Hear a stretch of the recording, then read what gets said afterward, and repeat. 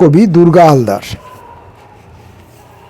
দুর্গা হালদারের পরিচিতি হচ্ছে তার জন্মসাল 1959 সালে। তিনি মূলত উত্তর 24 পরগনা জেলার মানুষ, যদিও তিনি দীর্ঘদিন দুর্গাপুরে ছিলেন এবং কলকাতা বিশ্ববিদ্যালয়, রবীন্দ্রভারতী বিশ্ববিদ্যালয়, এই সমস্ত জায়গায় তার শিক্ষা জীবনের পর্ব চলেছে এবং রবীন্দ্রসঙ্গীতে তাঁর একটা উল্লেখযোগ্য দক্ষতা আমরা আমাদের বিচার বুদ্ধি মতো করে পেয়েছি। যতদিন তিনি দুর্গাপুরে ছিলেন, তাঁর এই রবীন্দ্রসঙ্গীতের প্রতি তাঁর যে আনুগত্য এবং রবীন্দ্রসঙ্গীতের প্রতি তার যে শ্রদ্ধা, নিষ্ঠা, দক্ষতা, এগুলো বারবার তিনি প্রমাণ করে গেছেন। এখন আজকে তাঁরই লেখা কবিতার বই নিছনি নিয়ে বসেছি। প্রথম কবিতাটির নাম নিছনি আলো। জান নিছোচ্ছে মন বাঁচানোর লড়াইয়ে ভূমির কাছে, জ্যোৎস্নার সাথে মাখামাখি করতে দ্বন্দ্ব বইছে অন্তঃপুরে। দেবে না মনোভূমি আপন সান্নিধ্যে চাদর বিছাতে, আছড়ানোর শব্দে সব নিপাট ধ্বংস হয় খার জলে। তারাদের কাছে শুকতারার জ্বলন্ত চোখে গোপন অস্ত্র রাখা আছে, জবরদস্তির শব্দে খাড়াখাড়ি আসে ভাগ্যের তুন।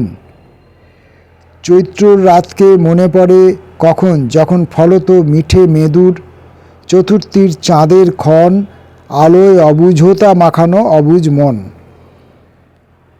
তখন কখন ওই বাতাস, ওই নিস্তব্ধ নিঝুম হুতাশ, ঝিঝিদের সমবেত সুরের আসনে থাকত গভীর নিঃশ্বাস, ঝংকারে শিউলির হাজার উচ্ছ্বাস স্বর্ণচাপায় ভরত।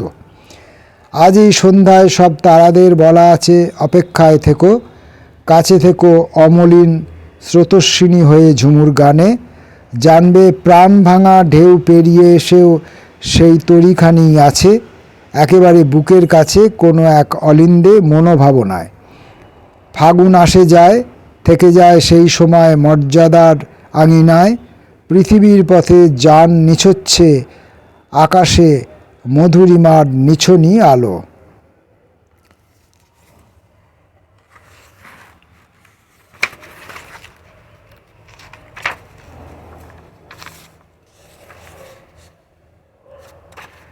অন্ধকারের ভাঙা শব্দ, হৃদয়ের তটরেখা বেয়ে, অনুস্বারের ভাঙা শব্দ হাত পাতে কৃতার্থ।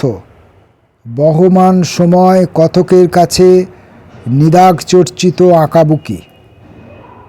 লেখা হয় হৃদপিঞ্জরে, দিনমণি অবিরাম ঝরে স্মৃতি থেকে মেদুর পাতায়। চারপাশের শব্দধ্বনিরা উত্তাল হয় নানাভাবে, কখনো মন্দির, কখনো গির্জায়, কখনো মসজিদে নামে বাঁধনহীন হয় হোক উৎসব আলোর আনন্দ রেখা। কোনোটাতেই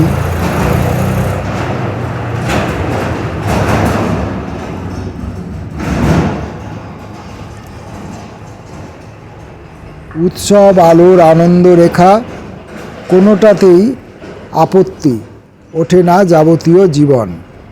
প্রদীপের বুকে অশেষ রক্তের জমা তৈজস, মানুষের হাহাকার, বিষাদ নিঃশ্বাস, সলতের প্রাণ।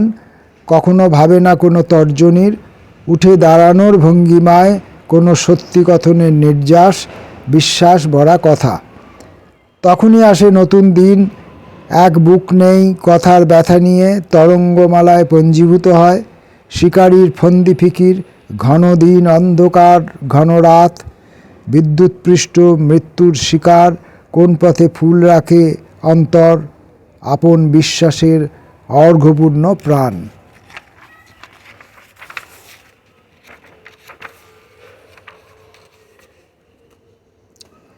একটা কলম আছে, একটা পাতা দুই পাতা নিয়ে খসলো একের সাথে অন্যে, একটা পাতা দুই পাতা নিয়ে খসলো একের সাথে অন্যে। মুষ্টিবন্ধ কৃপণ স্বভাবের কাছে দায়বদ্ধ অস্ফুট কথা। পথের হাওয়ায় উড়িয়ে দিচ্ছে বসন্তর শেষ রেণু। কেবল চোখ মেলেই দেখলে সেখানে কার্পণ্যতা নেই, দায়হীনতার। একটা কলম আছে 3 আঙুলের আবেষ্টনে, সমস্ত উষ্ণতা দিয়ে বাঁধনে রাখে লেখনীকে। দিনবলয়ের রশ্মিকণার গায়ে ফুলমালা, কথাদের ডেকে যত্নপূর্ণ আসন দেয় কিছু একটা। শরীরের নির্যাতন ছুঁয়ে ছুঁয়ে প্রাণ বর্ষণ করে নিপাটে। কথা কম কথাতে আঁকতে চাই, থাকতে চাই কম কথাতেও। কলম ভর্তি কথার স্রোত অনরবলস, জানি না শব্দটা, অনরবলস। গড়ায় পাতায় পাষণ্ড বলি তোমার নিজের মনকে অলঙ্কৃত করে যায়। কবিতা লেখা হয়ে যায় সেই মৌন মোহ ঝরণে। 1 পাতা 2 পাতা নিজেই তোলে আঙুল বন্ধ মুষ্টির মধ্যে।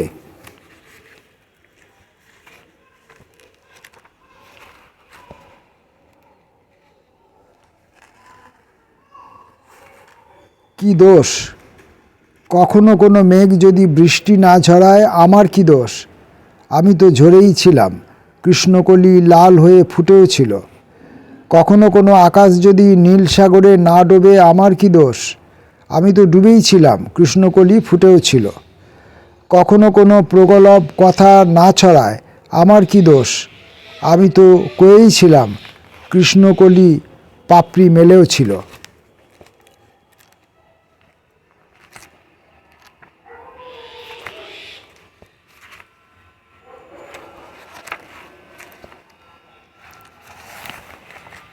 শিকলের ঘাট শেষ প্রহর থেকে ছড়াচ্ছে ভয় বাতাস। জগৎময় সেই শীত বাতাসে কাঁপছে অস্তিত্ব। আকাশ স্পষ্ট হওয়ার এখনো দেরি। তামাম সভ্যতার গায়ে লজ্জার আবরণ জমছে। শিকলের ঘাটগুলো আরও প্রসারিত হওয়া প্রয়োজন। সন্ত্রাস দানবের মাথা অনেক বড় যে। সংসারের সন্ত্রাস নিয়ে ভোর বাতাস একেবারে চুপ। দিক পরতে ফাগ হাওয়ার আবির খেলান খুন। কখনো পথ না চলা পাতাদের স্রোত ওড়াবে, 1 পলক 2 পলকের গায়ে আছড়ে পড়ছে। কখনো নিজেতে কখনো অন্যতে বর্ষাচ্ছে তারা। একরাশ আপন ভাবনা ডানায় অনির্দিষ্টের পিঠে চলল সন্ন্যাস স্রোত। দুর্গা হালদারের কয়েকটি কবিতা পড়ার চেষ্টা করলাম, নিচ্ছনি এই বইটি থেকে। এই বইটির দেখি বইটির সম্পর্কে কিছু বলা যায় কি না। বইটির প্রকাশ সাল 2012 কলকাতা বইমেলায়। এর প্রকাশকের নাম তেমন কিছু পাচ্ছি না। ভাষালিপি থেকে প্রকাশ হয়েছে। আচ্ছা, ভাষালিপি থেকে প্রকাশ হয়েছে বইটি। এবং কবির কিন্তু এইটাই প্রথম কবিতার বই নয়। এর আগে তার 3টে কবিতার বই বেরিয়েছে, 2006, 2008, 2010-এ। 2006-এ ছবি এঁকে যায় বইমেলা 2006, 2008-এ দিগন্ত ছুঁয়ে দাঁড়াও এবং 2010-এ ছিন্ন রক্তের ছিটে।